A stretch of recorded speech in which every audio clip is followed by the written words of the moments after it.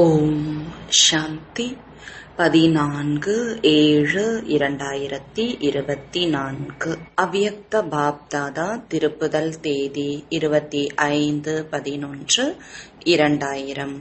தந்தைக்கு சமமாக ஆவதற்காக 2 விஷயங்களில் உறுதியாக இருங்கள். சுயமரியாதையில் இருக்க வேண்டும் மற்றும் அனைவருக்கும் மதிப்பளிக்க வேண்டும். இன்று பாப்தாதா தனது அன்பிலும் அன்பான, இனிமையிலும் இனிமையான சிறிய பிராமண குடும்பம் என்று கூறலாம், பிராமண உலகம் என்று கூறலாம், அதை பார்த்து கொண்டிருக்கிறார். இந்த சிறிய உலகம் எவ்வளவு விடுபட்டதாக இருக்கிறது, அன்பானதாக இருக்கிறது. ஏன் அன்பானதாக இருக்கிறது? ஏனென்றால் இந்த பிராமண உலகின் ஒவ்வொரு ஆத்மாவும் விசேஷ ஆத்மாவாகும். பார்ப்பதற்கு மிக சாதாரண ஆத்மாக்களாக இருக்கின்றனர். ஆனால் அனைத்தையும் விட மிக பெரிய சிறப்புத்தன்மை ஒவ்வொரு பிராமண ஆத்மாவிடமும் இருப்பது பரம ஆத்மாவை தனது தெய்வீக புத்தியின் மூலம் அறிந்து கொள்வதாகும். 90 வயதான வயோதிகராக இருந்தாலும், நோயாளியாக இருந்தாலும், பரமாத்மாவை அறிந்து கொள்ளும் தெய்வீக புத்தி, தெய்வீக கண் பிராமண ஆத்மாக்களை தவிர வேறு எந்த பிரபலமான மிக முக்கியஸ்தர்களிடமும் கிடையாது. அனைத்து அன்னையர்களும் இங்கு ஏன் வந்திருக்கிறீர்கள்? நடக்க முடிந்தாலும் முடியாவிட்டாலும் வந்து சேர்ந்து விட்டீர்கள். அறிந்து கொண்டதால் தான் வந்து சேர்ந்திருக்கிறீர்கள் அல்லவா? அறிந்து கொள்ளும் இந்த கண், அறிந்து கொள்ளும் புத்தி உங்களை தவிர வேறு யாரும் இதை அடையவே முடியாது. அனைத்து தாய்மார்களும் இந்த பாட்டு பாடுகிறீர்கள் தானே? நான் பார்த்து விட்டேன், நான் அறிந்து கொண்டேன். தாய்மார்களுக்கு இந்த பெருமிதம் இருக்கிறதா? கையசைத்து கொண்டிருக்கிறார்கள். மிகவும் நல்லது. பாண்டவர்களுக்கு போதை இருக்கிறதா? ஒருவரை விட ஒருவர் முன்னால் இருக்கிறீர்கள். சக்திகளிடமும் குறையில்லை, பாண்டவர்களிடமும் குறையில்லை. ஆனால் பாப் தாதாவிடம் இந்த மகிழ்ச்சி இருக்கிறது. இந்த சிறிய உலகம் எவ்வளவு அன்பானதாக இருக்கிறது. தங்களுக்குள் சந்தித்துக் கொள்ளும் போதும் எவ்வளவு அன்பான ஆத்மாக்களாக தோன்றுகிறது. உள்நாடு, அயல் நாட்டின் அனைத்து குழந்தைகளின் மூலம் இன்று பாப்தாதா இந்த ஒரு இதயபூர்வமான பாடலை கேட்டுக்கொண்டிருந்தார். பாபா, இனிமையான பாபா, நாங்கள் அறிந்து கொண்டோம், பார்த்து விட்டோம். நாலாபுறங்களிலும் உள்ள குழந்தைகள் இந்த பாடலை பாடி பாடி ஒன்று மகிழ்ச்சி, மற்றொன்று அன்பு கடலில் மூழ்கி இருந்தார்கள். இங்கு சாக்காரத்தில் இல்லை என்றாலும் நாலாபுறங்களிலும் உள்ள குழந்தைகள் உள்ளத்தில், பார்வையில் பாப் தாதாவின் எதிரில் இருக்கின்றனர். சாகாரத்தில் தூரத்தில் அமர்ந்திருக்கும் குழந்தைகளை பாப்தாதா எதிரில்தான் பார்த்து கொண்டிருக்கிறார். உள்நாட்டில் இருந்தாலும் அயல் நாட்டில் இருந்தாலும் பாப்தாதா எவ்வளவு நேரத்தில் சென்றடைவார்? சுற்றி வர முடியுமா? பாப்தாதா நாலாபுறங்களிலும் உள்ள குழந்தைகளுக்கு கைமாறாக பல கோடி மடங்கை விட அதிகமாக அன்பு நினைவுகளை கொடுத்து கொண்டு இருக்கிறார்.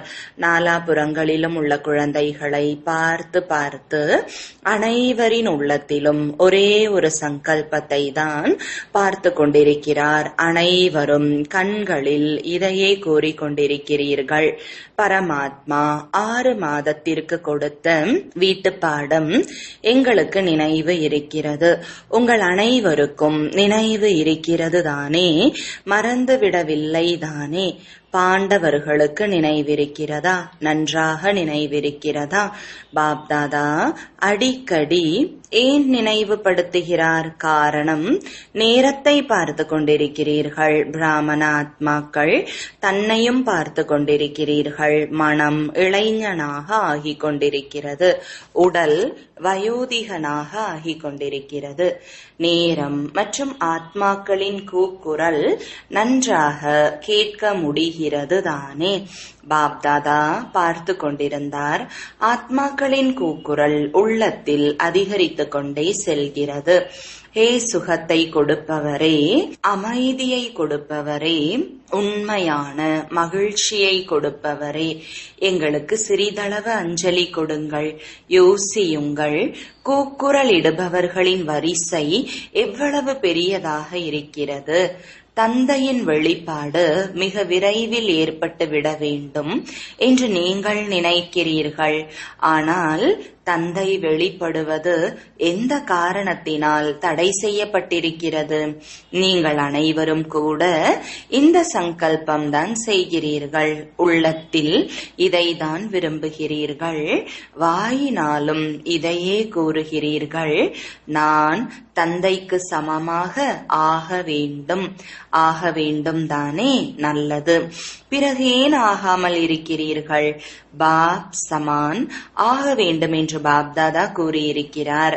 என்ன ஆக வேண்டும்? எப்படி ஆக வேண்டும்? சமம் என்ற வார்த்தையில் இந்த 2 கேள்விகளும் எழுப்ப முடியாது. என்ன ஆக வேண்டும்? பதில் இருக்கிறது அல்லவா? தந்தைக்கு சமமாக ஆக வேண்டும். எப்படி ஆக வேண்டும்? தந்தையை பின்பற்ற வேண்டும். தாய் தந்தையின் அடிகளை பின்பற்ற வேண்டும். நிராகார தந்தை, சாகார பிரம்மா தாய் பின்பற்றுவதற்கு வரவில்லையா?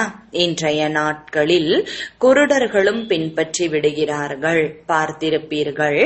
இன்றைய நாட்களில் அந்த மரக்குச்சியின் ஓசை, குச்சியை பின்பற்றி எங்கெங்கு செல்ல வேண்டுமோ அங்கு சென்றடைந்து விடுகின்றனர். நீங்கள் மாஸ்டர் சர்வசக்திவான்கள், 3 கண்களை உடையவர்கள், 3 காலங்களையும் உணர்ந்தவர்கள். உங்களுக்கு பின்பற்றுவது ஒன்றும் பெரிய விஷயம் இல்லை. பெரிய விஷயமா? என்ன பெரிய விஷயமா? கூறுங்கள். இல்லைதானே? ஆனால் பெரிய விஷயமாக ஆகிவிடுகிறது. பாப்தாதா அனைத்து இடங்களுக்கும், சேவை நிலையங்களுக்கும், குடும்பத்தில் உள்ளவர்களின் வீட்டிற்கும் சென்று பார்க்கிறார். ஒவ்வொரு பிராமண ஆத்மாவிடத்திலும், ஒவ்வொரு சேவை நிலையத்திலும், ஒவ்வொரு குடும்பத்தினரின் வீட்டிலும் இங்கு அங்கு என்று பிரம்மா பாபாவின் சித்திரங்கள் அதிகம் வைத்திருப்பதை பாப்தாதா பார்த்தார். அவ்யக்த பாப்தாதா அல்லது பிரம்மா பாபா என்று சித்திரங்கள் தான் தென்படுகிறது. நல்ல விஷயம்தான்.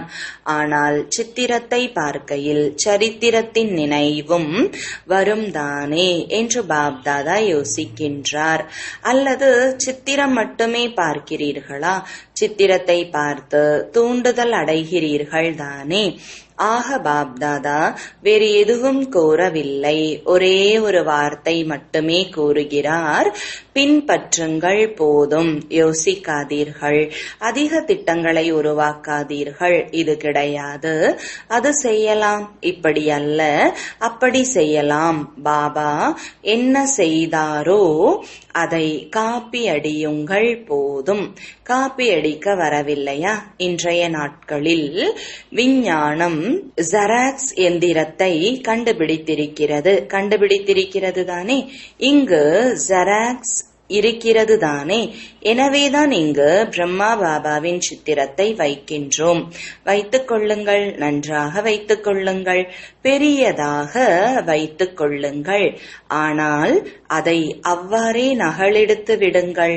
ஆக இன்று பாப்தாதா நாலாபுறங்களிலும் சுற்றி வந்து இதை பார்த்து கொண்டிருக்கிறார். சித்திரத்தின் மீது அன்பு இருக்கிறதா அல்லது சரித்திரத்தின் மீது அன்பு இருக்கிறதா? சங்கல்பமும் இருக்கிறது, ஆர்வமும் இருக்கிறது, லட்சியமும் இருக்கிறது. மீதம் என்ன வேண்டும்? எந்த ஒரு பொருளையும் நன்றாக உறுதியுடையதாக ஆக்குவதற்கு 4 திசைகளிலும் உறுதிப்படுத்துவார்கள்.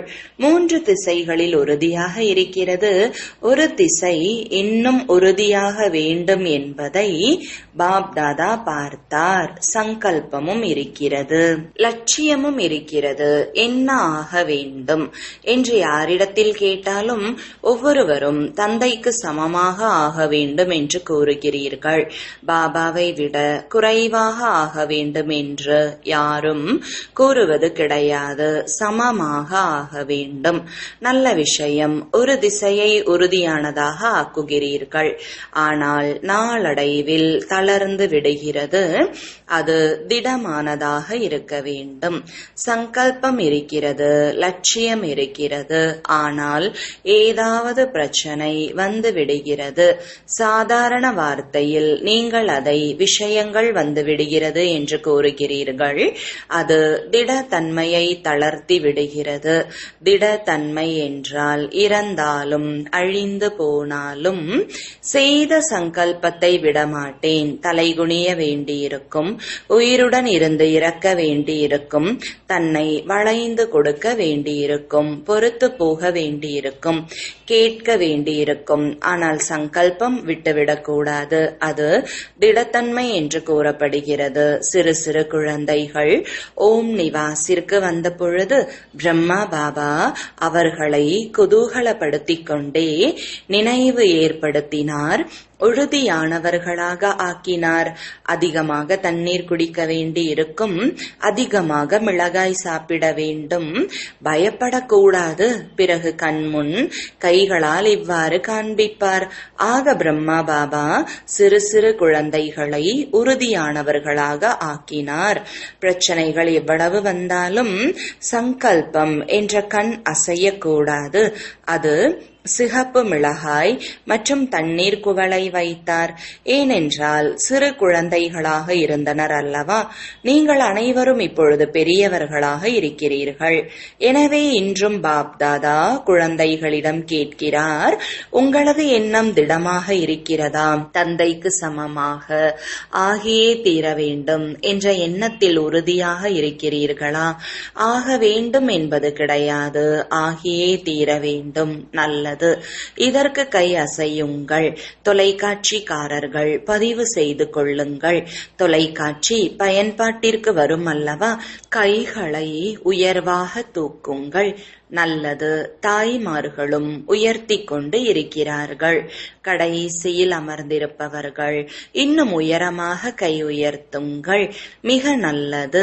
கேபினில் அமர்ந்திருப்பவர்கள் உயர்த்தவில்லை. கேபினில் இருப்பவர்கள் நிமித்தமானவர்கள். நல்லது. சிறிது நேரத்திற்கு கைகளை உயர்த்தி பாப்தாதாவை மகிழ்வித்து விட்டீர்கள். இப்பொழுது பாப்தாதா குழந்தைகளிடம் ஒரே ஒரு விஷயம்தான் செய்விக்க விரும்புகிறார். சொல்ல விரும்பவில்லை, செய்விக்க விரும்புகிறார். தனது மனதில் உறுதித்தன்மையை கொண்டு வாருங்கள். சிறிய விஷயத்திற்கு சங்கல்பத்தை தளர்த்தி கொள்ளாதீர்கள். ஒருவர் நிந்தனை செய்தாலும், பொறாமைப்பட்டாலும், அவமானப்படுத்தினாலும், ஏதாவது துக்கம் கொடுத்தாலும் உங்களது சுபபாவனை அழிந்து விடக்கூடாது. நாம் மாயையை, இயற்கையை மாற்றக்கூடியவர்கள், உலகை மாற்றக்கூடியவர்கள் என்று நீங்கள் சவால் விடுகிறீர்கள். தனது தொழில் நினைவிருக்கிறது தானே, உலகை மாற்றுபவர்கள் அல்லவா? ஒருவேளை ஒருவர் தனது சன்ஸ்காரத்திற்கு வசமாகி உங்களுக்கு துக்கம் கொடுத்தாலும், அடித்தாலும், அசைத்தாலும் நீங்கள் துக்கத்தின் விஷயத்தை சுகமாக மாற்றிவிட முடியாதா? நிந்தனையை பொறுத்து கொள்ள முடியாதா? திட்டுபவரை ரோஜாவாக ஆக்கிவிட முடியாதா? பிரச்சனைகளை தந்தைக்கு சமமாக ஆவதற்கான சங்கல்பமாக மாற்றிவிட முடியாதா? உங்கள் அனைவருக்கும் நினைவிருக்கும், எப்பொழுது நீங்கள் பிராமண பிறவி எடுத்தீர்களோ நிச்சயம் செய்தீர்கள். அது ஒரு வினாடியில் செய்திருக்கலாம் அல்லது ஒரு மாதத்தில் செய்திருக்கலாம். நான் பாபாவினுடையவன், பாபா என்னுடையவர் என்ற நம்பிக்கையை மனதார உறுதிப்படுத்தினீர்கள். சங்கல்பம் செய்தீர்கள் தானே, அனுபவம் செய்தீர்கள் தானே. அப்போதிலிருந்தே நான் மாயையை வென்றவன் ஆவேன் என்று மாயைக்கு சவால் விடுத்தீர்கள். இந்த சவாலை மாயையிடம் விடுத்தீர்கள் தானே. மாயையை வென்றவர் ஆக வேண்டுமா இல்லையா? நீங்கள்தான் மாயையை வென்றவர் ஆக வேண்டுமா அல்லது வேறு யாராவது ஆக வேண்டுமா? மாயைக்கு சவால் விடுத்திருக்கிறீர்கள் என்றால் இந்த பிரச்சனைகள், விஷயங்கள், குழப்பங்கள் போன்றவைகள் மாயையின் ராயலான ரூபமாகும். மாயை வேறு எந்த ரூபத்திலும் வரவே வராது. இந்த ரூபத்தில்தான் மாயையை வென்றவர் ஆக வேண்டும். விஷயங்கள் மாறாது, சேவை நிலையம் மாறாது, இடம் மாறாது, ஆத்மாக்கள் மாறமாட்டார்கள்.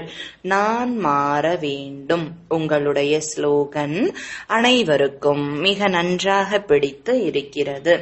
மாறி காட்ட வேண்டும், மாற்ற வேண்டும் அல்ல, மாற வேண்டும். இது பழைய ஸ்லோகன்.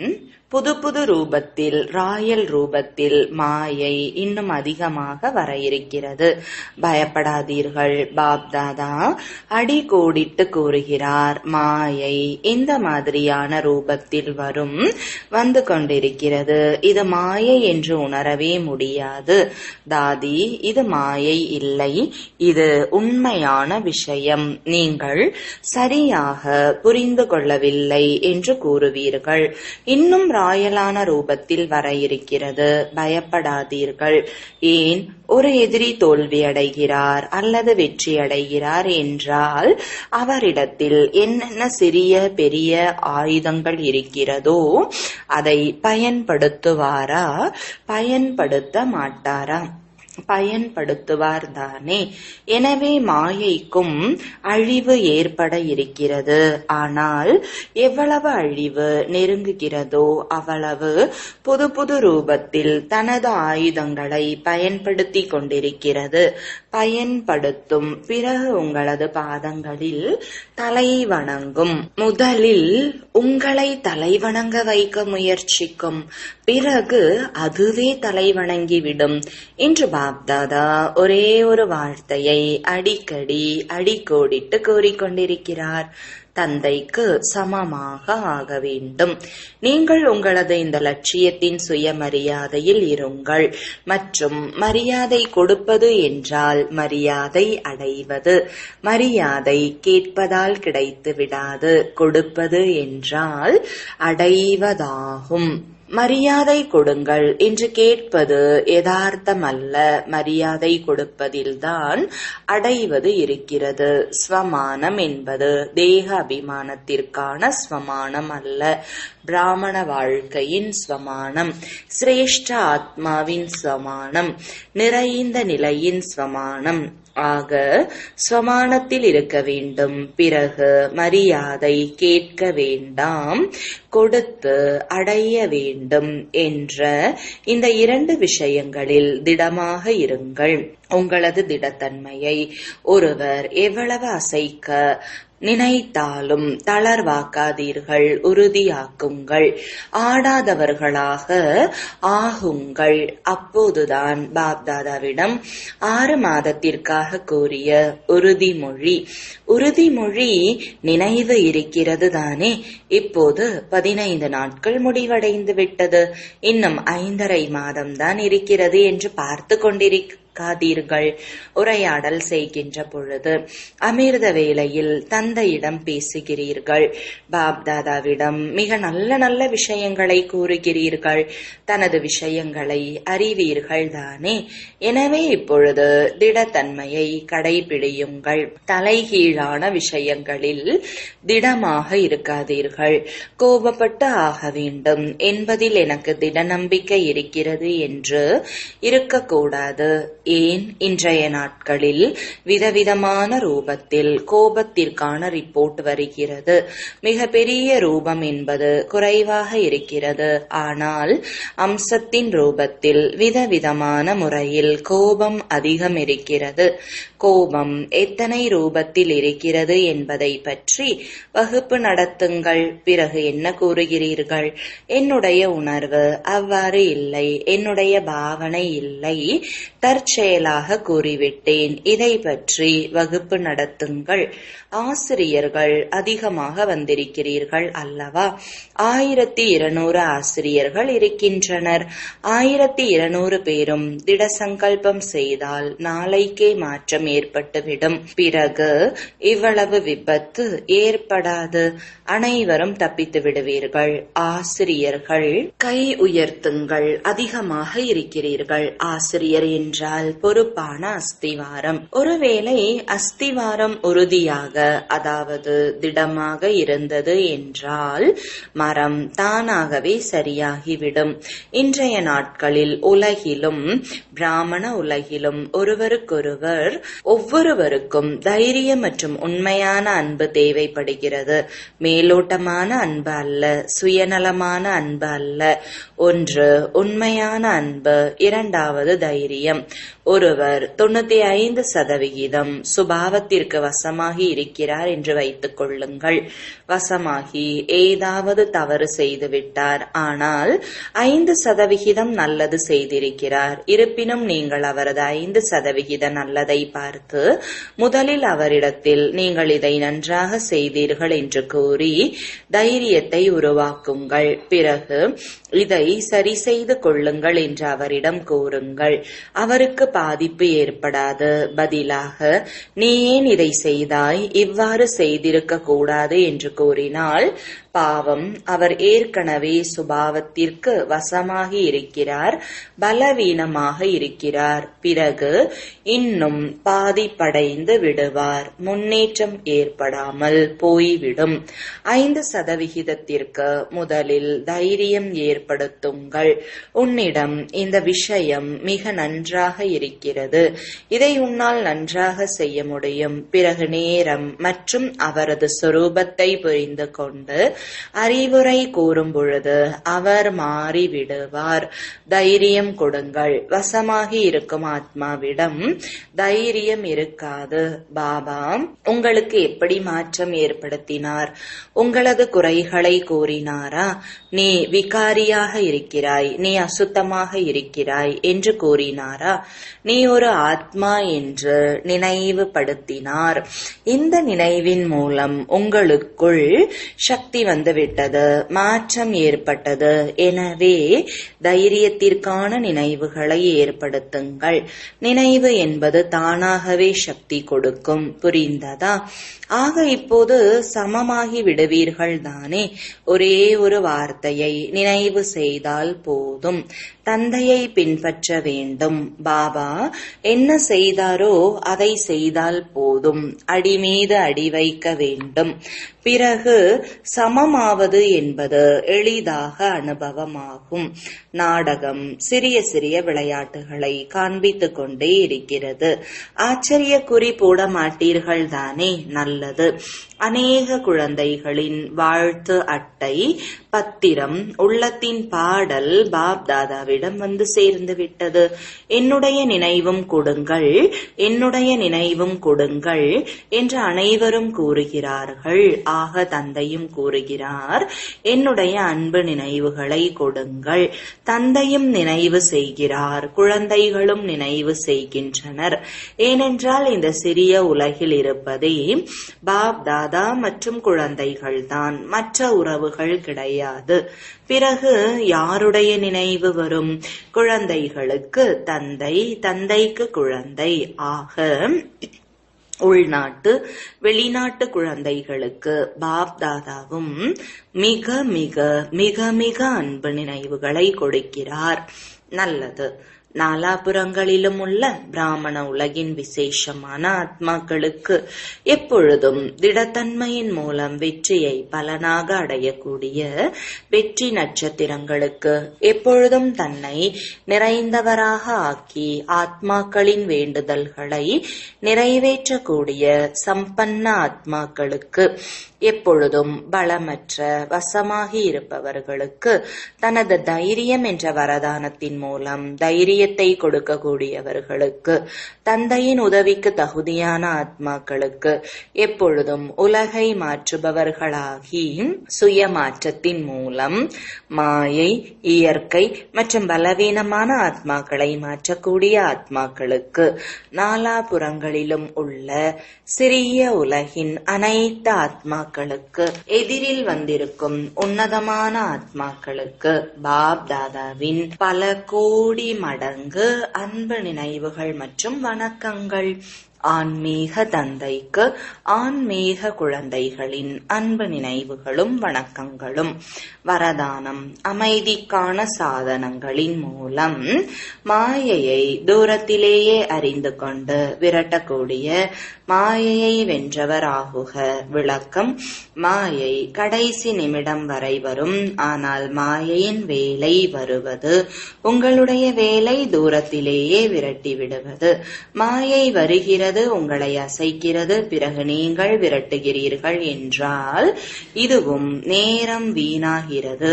ஆகையால் அமைதிக்கான சாதனங்களின் மூலம் நீங்கள் தூரத்திலேயே இது மாயை என்று அறிந்து கொள்ளுங்கள்.